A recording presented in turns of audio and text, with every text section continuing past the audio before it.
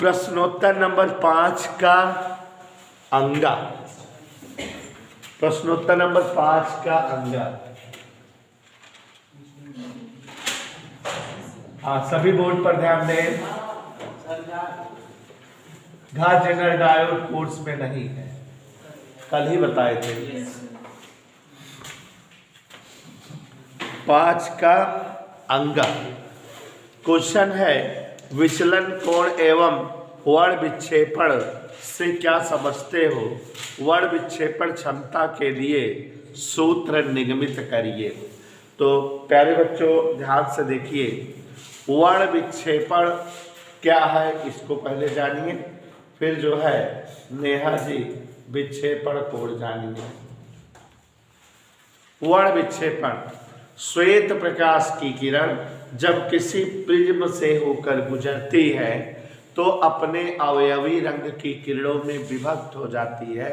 7 रंग की किरणें विब्योर VIBGYOR प्राप्त होती हैं।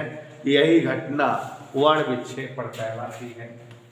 तो वर्ण विक्षेपण का मतलब हुआ श्वेत प्रकाश की किरणों का प्रिज्म से होकर गुजरना और अपने अवयवी रंग की किरणों में विभक्त हो जाना वर्ण विक्षेपण कहलाता है।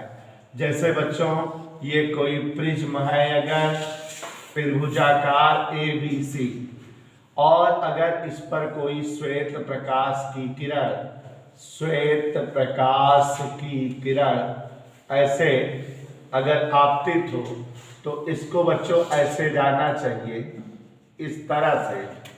लेकिन ये जो है अपने मार्ग से विचलित होती है और अवयवी रंग की किरणों में विभक्त हो जाती है। कुल 7 रंग की किरणें प्राप्त होती हैं और 7 रंगों की किरणों का क्रम वर्ण क्रम कहलाता है। और ये 7 रंग की जो किरण पट्टी प्राप्त होती है इसे हम स्पेक्ट्रम कहते हैं, VIBGYOR। ये इस तरह से जो है 7 रंग की किरण पट्टी प्राप्त होती है।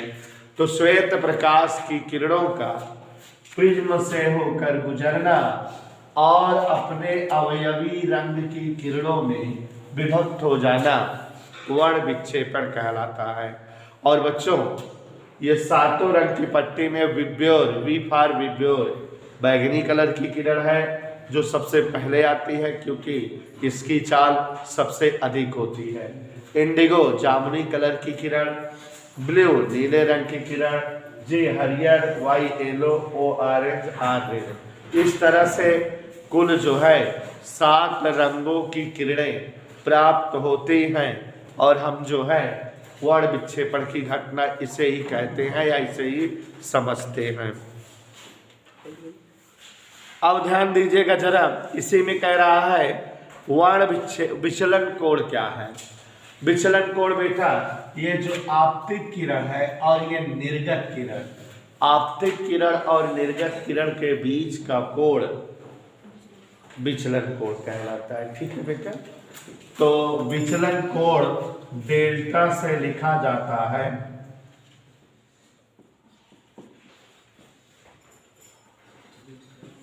आपतित किरण और निर्गत किरण के मध्य का कोण विचलन कोण कहलाता है। फिर कह रहा है वर्ण विक्षेपण क्षमता। तो देखो बेटा वर्ण विक्षेपण क्षमता ओमेगा से लिखी जाती है। वर्ण विक्षेपण क्षमता की परिभाषा बनी है,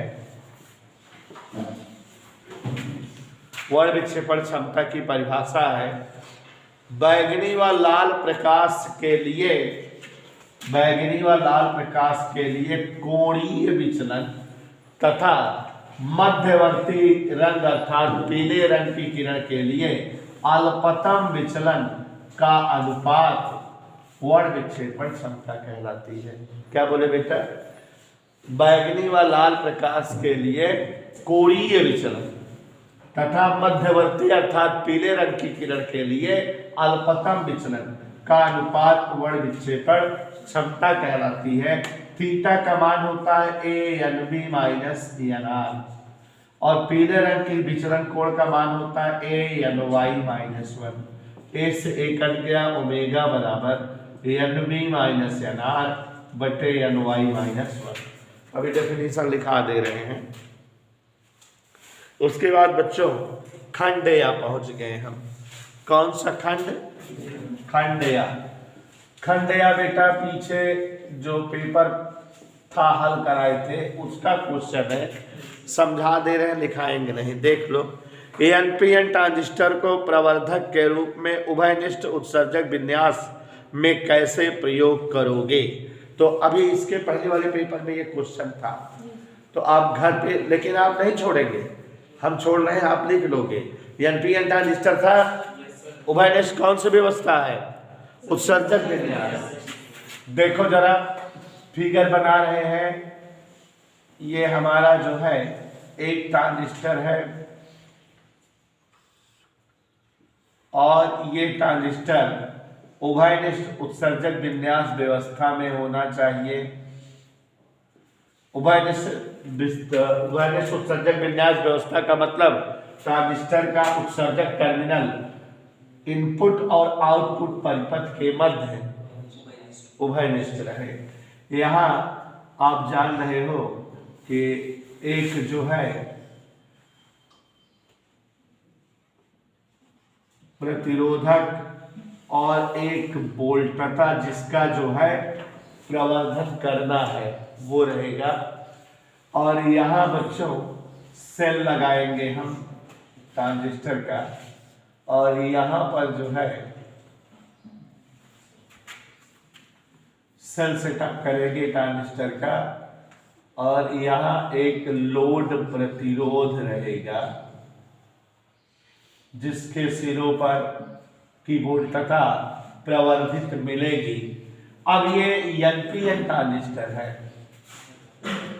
माने धारा बाहर की ओर निकलती रहेगी, उत्सर्जक धारा बाहर की ओर, तो आधार धारा और संग्राहक धारा अंदर की ओर, ठीक है। और यहाँ बैटरी सेटअप करेंगे, उत्सर्जक और आधार अग्र अविनति पर होते हैं, तो यहाँ धन ऐसे VBE, और यहाँ संग्राहक और जो है इसमें है पश्च अविनति पर। पश्च अविनति माने जो है उसको हम प्लस से कर दें,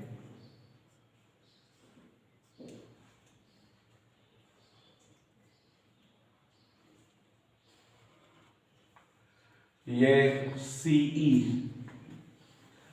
ये लोड प्रतिरोध जिसके सिरों पर जो है प्रवर्धित वोल्टता प्राप्त होगी।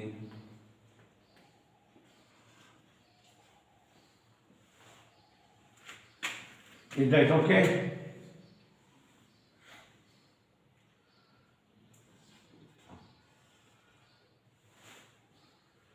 ये ऐसे, तो चित्र का वर्णन आप समझिए, समझा दे रहे हैं। यदि किसी ट्रांजिस्टर का इस्तेमाल वोल्टता का प्रवर्धन करने में किया जाता है, माने वोल्टता की जो है कला बिना बदले, प्रकृति बिना बदले उसके मान को बढ़ा देना प्रवर्धन कहलाता है। और ट्रांजिस्टर जब प्रवर्धन के काम में प्रयुक्त होता है तो इसे प्रवर्धक कहते हैं। और एनपीएन ट्रांजिस्टर जब जो है इस प्रकार प्रवर्धक के रूप में प्रयुक्त हो कि ट्रांजिस्टर का उत्सर्जक टर्मिनल इनपुट और आउटपुट परिपथ के मध्य उभयनिष्ठ हो, तो इसे जो है उभयनिष्ठ उत्सर्जक प्रवर्धक कहते हैं। एनपीएन ट्रांजिस्टर को उभयनिष्ठ उत्सर्जक प्रवर्धक के रूप में प्रयुक्त करने के लिए इस तरह से चित्र समायोजित करते हैं। बाकी बुलेटिन आप सब लोग जान ही रहे हैं, ठीक है। इसके पहले वाले में आया था ना, फिगर वगैरह मगर बना लिया करिए। अथवा वाला क्वेश्चन इसका देखिए, वो ज़्यादा बढ़िया है, न्यूमेरिकल है। जब न्यूमेरिकल रहा करे और आता रहे तो न्यूमेरिकल लगाया करो, क्योंकि पूरा नंबर मिल जाता है। ध्यान से देखो जरा, अथवा वाला प्रश्न क्या कह रहा है। हाइड्रोजन परमाणु में एक इलेक्ट्रॉन नाभिक के चारों ओर 5×10⁻11 मीटर त्रिज्या की कक्षा में r बराबर 5×10⁻11 मीटर त्रिज्या की कक्षा में, ध्यान से सुनिएगा, 2.2×10⁶ मीटर पर सेकंड की चाल से, पीछे ये सवाल आई थी लगवाए हुए हैं, धारा का मान बताना है। बेटा धारा का मान देखो बीनू, धारा I बराबर Q अपान T, क्या इसको पीछे वाले में लगवाए थे। Q का मतलब इलेक्ट्रॉनिक आवेश की, समय बराबर दूरी बटा चाल 2πr/v, याद आया? यह सवाल दिए थे पिछले पेपर में लगाए थे।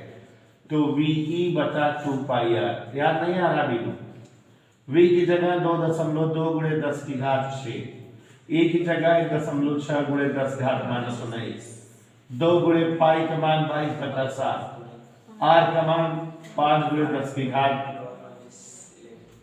हाँ ध्यान से देखो जरा, ये 22 से इसको काट दिए 0.1, 5 दूनी 10 और 10⁻11 में से 10 गए -10, -10 ऊपर गए 10×6 16 और यहाँ 19, 1 20, 1 21, 16 घट गए 5, ठीक है, और 16 7 112,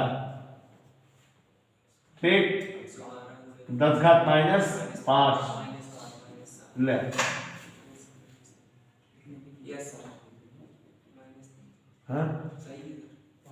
आई एम ओके। तो ये बेटा इस तरह से जो है धारा आ गई। संदीप, प्रश्न नंबर 7 अच्छा प्रश्न है, ध्यान दीजिएगा भाई। प्रकाश के किन्हीं दो स्रोतों के मध्य की 24 सेमी दूरी है। प्रकाश के दो स्रोत कितने दूरी पर है? बहुत टेक्निकल सवाल है। बताओ कि 9 सेमी फोकस दूरी वाले किसी अभिसारी लेंस को कहाँ रखें ताकि दोनों स्रोतों के प्रतिबिंब एक ही बिंदु पर बने। तो देखिए जरा, प्रश्न नंबर 7 पहुंच गए हैं। ये वाला पेपर देखो, पिछले पेपर की तरह तेज लग रहा है कि नहीं? प्रश्न नंबर 7, एक प्रकाश स्रोत यहां O है और एकवा प्रकाश स्रोत यहां O' है। दोनों कितने दूरी पर है बेटा? कह रहा है कि एक उत्तल लेंस को कहां रखें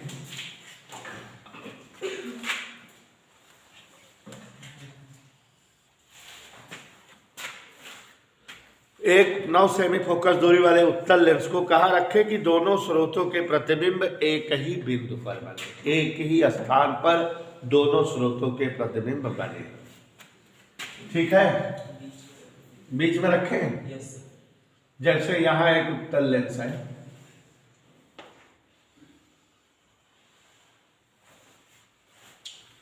इससे किरणें चली,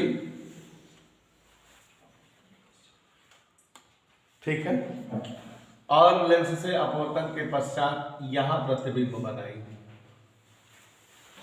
कहा? ये I',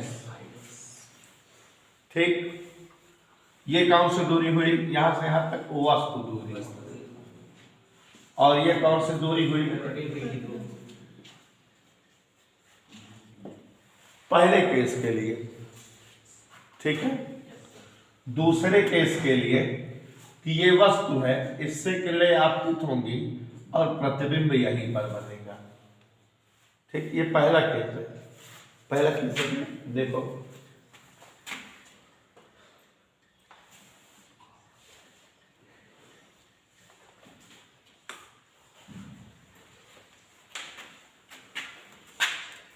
चित्र समझ में आ रहा है? ये वस्तु दूरी है और ये कौन सी दूरी है? प्रतिबिंब दूरी। चलिए, प्रथम स्थिति ये हमारा लेंस जो है मान लेते हैं पहले वाले स्रोत से x दूरी पर है। कितनी दूरी पर है? पहले स्रोत से x। तो 1/v माइनस 1/u बराबर 1/f, यही होता है बेटा। पहली स्थिति में ये लेंस है, ये स्रोत है, किरणें आपतित हुई, ये प्रतिबिंब बना, ये समझ में आ रहा है। 1/v प्रतिबिंब की दूरी ये मालूम नहीं है, 1/v प्रतिबिंब दूरी भी तो नहीं पता है, माइनस यू आपने यह दूरी x माना है, ये आपकी जगह ना, इज दैट क्लियर? तो ये 1/v बराबर 1/9 ऋण 1/x, एक समीकरण बन गया। यहां तक समझ में आया? अब दूसरी स्थिति में देखो, दूसरी स्थिति में ये स्रोत है, ये किरण आपतित हो ऐसे, और उसका प्रतिबिंब यहां बने, माने ये चीज क्या हो जाए, वो वस्तु की दूरी, और ये दूरी कितना है, और प्रतिबिंब की दूरी समझ आया? दूसरी स्थिति वस्तु दूरी 24 माइनस x प्लस में उधर है, प्रतिबिंब की दूरी, ये प्रतिबिंब बन गया विडेशन प्रतिबिंब बन रहा है, या इस साइड चलेंगे -9, यही गलती होगी। इधर वाले वस्तु के लिए फोकस दूरी इधर वाला होता है f2, और इधर वाली वस्तु के लिए फोकस दूरी इधर वाली f1 -9, यही नहीं करोगे गलत हो जाएगा, यही टेक्निकलिटी है। इतना समझ में आ बेटा? अब देखो जरा, सूत्र होता है 1/v माइनस 1/u बराबर 1/, ठीक, इसको तो निशाना कर दो, 1/v बराबर 1/24 माइनस x माइनस 1/9। दोनों समीकरण किसके मान है? 1/v के। बराबर करते, बराबर करते, समीकरण 1 और 2, टेक्निकलिटी केवल यही थी, माइनस लिखना, ध्यान देना बेटा। हाँ इधर देखो जरा, 1/9 ऋण 1/x बराबर 1/24 ऋण x ऋण 1/9। बिल्कुल समझ में आ रहा है? क्लियर है? टेक्निकल क्वेश्चन एग्जाम में आ सकता है। तो अब ये 1/9 इधर करेंगे तो क्या हो जाएगा, 2/9, और उधर 1/24 ऋण x ऋण 1/x। लघुत्तम वगैरह ले हल करें, द्विघात समीकरण है वहां लगा दे, 2/9 बराबर x 24 माइनस x ऊपर x प्लस 24 माइनस x, तो ये 2 से कट गया, 1/9 बराबर 12/24 x ऋण x स्क्वायर, पीछा गुणा कर दो, 108 बराबर 24 x ऋण x स्क्वायर, x स्क्वायर ऋण 24 x धन 108 बराबर 0। क्या दिक्कत है? समझ आ रहा है? गुणनखंड बताओ, 108 तोड़ दो, 18 6 108, 18 6 24,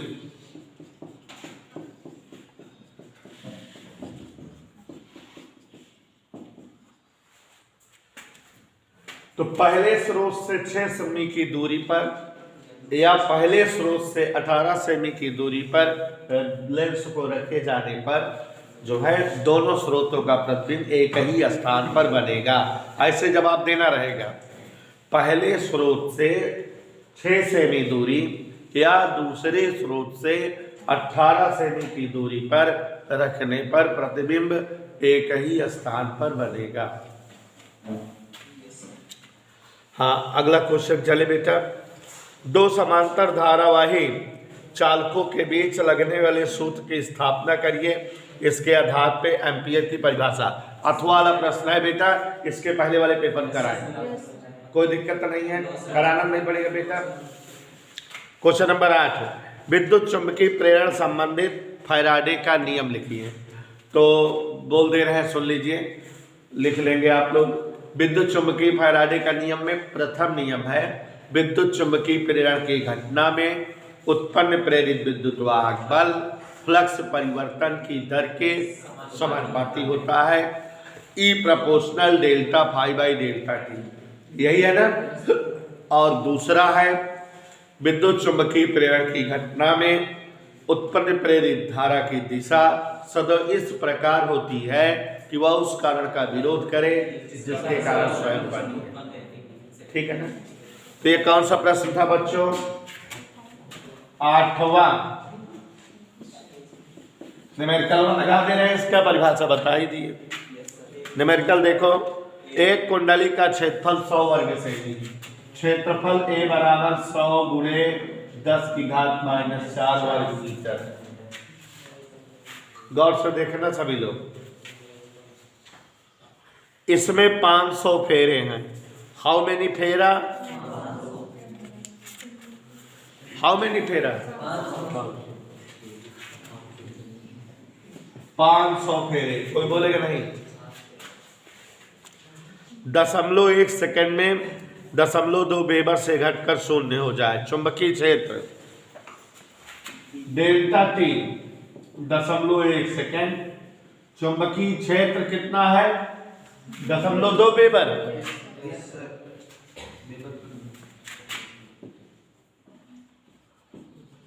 और बाद में जी, प्रेरित विद्युत वाहक बल का मान बताओ। किसका मान बताओ बेटा? प्रेरित विद्युत वाहक बल का। इधर देखो जरा, डेल्टा फाई अगर निकालें तो डेल्टा बी इंटू ए, यही तो। डेल्टा बी 0.2 ऋण 0 और ए का जगह 100 गुणे 10 की घात -4। तो ये 2 गुणे 10 की घात -2 और ये -3, डेल्टा फाई आ गया। प्रेरित विद्युत वाहक बल का सूत्र होता है बराबर -m delta phi by delta t. कोई डाउट बेटा? यही होता है। m की जगह 2 गुणे 10 की घात -3 डेल्टा टी। ये दशमलव ऊपर ले जाओगे क्या हो जाएगा? 0। 3 0 काट के 5 दूनी 10 वोल्ट विद्युत वाहक बल आ गया 10 वोल्ट। एनी डाउट बेटा? कितना आ गया विद्युत वाहक बल? 10 वोल्ट। अथवा वाला प्रश्न देखो जरा, कोर्स में है नहीं, पोलोराइड वाले चैप्टर का है, कोरोना से इस बार करके बड़ा बढ़िया लेसन था ये, सुन लीजिए। प्रकाश के ध्रुवण नियम से क्या तात्पर्य है और ब्रूस्टर नियम, ये सब जो है वही ध्रुवण वाला चैप्टर है। ब्रूस्टर नियम आता था हर साल, n बराबर tan IP, मतलब कि प्रकाश का अपतनांक ध्रुवण कोण की टेंजेंट के समान होता है, इसी को कहते हैं ध्रुवण कोण। और ब्रूस्टर नियम n बराबर tan IP क्या होता है बेटा? ध्रुवण कोण की टेंजेंट प्रकाश का अपतनांक होता है। ठीक है, तब अब जब ये नहीं है तो इसको हम क्या कराएं? तो क्वेश्चन ये कोर्स में नहीं है, क्वेश्चन नंबर 9 वाला भी नहीं है, मॉड्यूलेशन वाला। अथवा वाला क्वेश्चन प्रत्यावर्ती धारा का है, हम करा दे रहे हैं। अथवा वाला क्वेश्चन देखो आ जाएगा। हाँ, जोर से बोलो। मॉड्यूलेशन नहीं है कोर्स में, आयाम मॉड्यूलेशन संचार व्यवस्था एक अंतिम पार्ट होता था, अब नहीं है बेटा। वो संचार व्यवस्था कोर्स में नहीं है। हाँ देखो जरा, अथवा वाला प्रश्न, ध्यान से सुनो, ध्यान से। एक प्रत्यावर्ती परिपथ में 10 हेनरी का प्रेरकत्व। देखो एक प्रत्यावर्ती वाला पढ़े नहीं हो लेकिन आ जाएगा। प्रेरकत्व 10 हेनरी, L बराबर दिया, देखो बोर्ड पर 20 म्यूएफ का संधारित्र, C बराबर क्या है? 20 गुणे 10 घात -7 F। मेनू देखो चैप्टर ये पढ़ाए नहीं है लेकिन लगा लोगी। 500 ओम का प्रतिरोध R,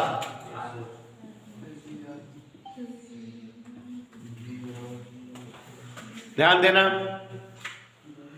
इन्हें V बराबर 200 साइन 100t की सप्लाई से जोड़ा गया है।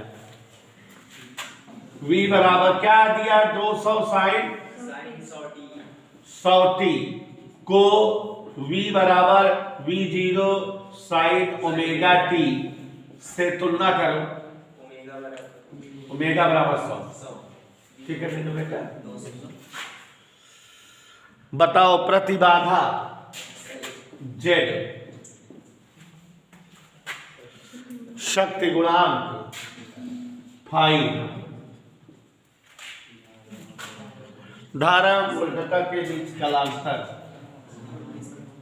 शक्ति गुणांक cos फाई, धारा के बीच कालांतर। चले देखो बेटा, सबसे पहले तो प्रतिबाधा का सूत्र जान लो। प्रतिबाधा माने इस परिपथ का परिणामी प्रतिरोध। एल सी और आर तीनों है तो इस परिपथ को LCR परिपथ कहते हैं। कौन सा परिपथ? और इसका सूत्र याद कर लो, परिणामी प्रतिरोध का सूत्र क्या होता है? Axial difference XC whole square plus R square. ठीक, याद रहेगा कि नहीं बोलो? अब एक बार बता दे रहे हैं, कहीं भी आएगा तो जानते रहना। देखो लॉन्ग क्वेश्चन में आया है, एक्सेल 3 पीरियडों में खत्म हो गया ये पेपर, सोचो भौका, और वो 6 पीरियड लगा था। आगे वाला पेपर जो कराएंगे अब 1-2 पीरियड खत्म हो जाएंगे, देख लेना, यही भौका है। तो axial difference XC whole square plus R square, हमने बताया था ना कि एक पेपर लगवाने में समय लगेगा, तो ध्यान दीजिए जरा। एक्सेल अब आप जान लो बेटा, एक्सेल बराबर ओमेगा L, XC बराबर 1/ओमेगा C। ये चीजें आप सूत्र के रूप में जानते रहो तो कर लोगे। यहाँ एक्सेल क्या है पूछो हमसे, एक्सेल क्या है? प्रेरणीय प्रतिघात, माने अगर किसी परिपथ में L हो तो उसका प्रतिरोध, प्रेरणीय प्रतिघात। पूछो XC क्या है? घातीय प्रतिघात। Z क्या प्रतिबाधा, माने LCR परिपथ का प्रतिरोध। एक्सेल की जगह क्या लिखे बिंदु, ओमेगा L, यहाँ omega C whole square plus R square. माना दो बच्चों, ओमेगा L कहाँ पाओगे हुआ 100 गुणे 100, 100 गुणे 10, डिफरेंस C कितना है?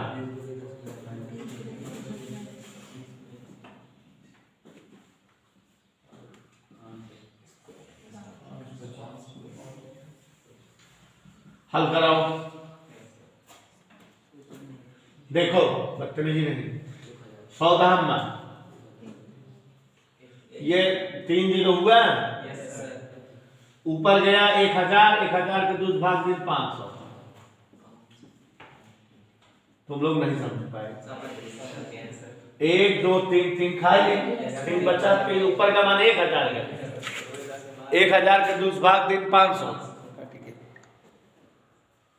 1000 2 भाग दिन कितना आ गया? Is that okay? 1000 में 500 में 500 की स्क्वायर है, 500 की स्क्वायर माने 500 रूट 2, एक आंसर आ गया। ठीक है, कलांतर जान लो पहले। tan फाई बराबर एक्सेल डिफरेंस XC बटा R, क्या मान रख दो, हमारा मन है शॉर्टकट रखें।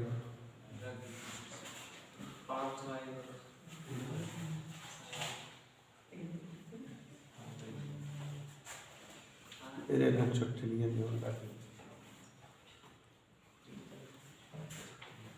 हाँ समझे?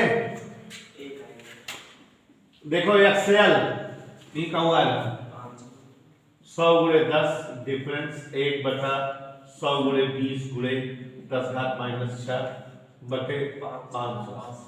ऊपर वाला भाई हल करे रहे 500 आ रहे 500 बटे 500 1 फाई बराबर फाइव बराबर क्या अंश आ गया? 45 आ गया। क्या क्या उत्तर आ गया हमसे पूछो। आवाज नहीं, हमसे पूछो क्या क्या उत्तर आ गया। प्रतिबाधा आ गई 500√2, चाहो तो √2 का मान 1.4 1 4 रखकर हल करो तो 760 आ जाएगा। क्या आ जाएगा? tan पाई से पाई आ गया 45 अंश। शक्ति 6 गुणांक बताए हैं cos पाई, तो cos 45 मतलब क्या हो जाएगा? 1/√2। क्या आ जाएगा? अब आप देखो फ्री में उत्तर आ गए कि नहीं सब। शक्ति 6 cos पाई,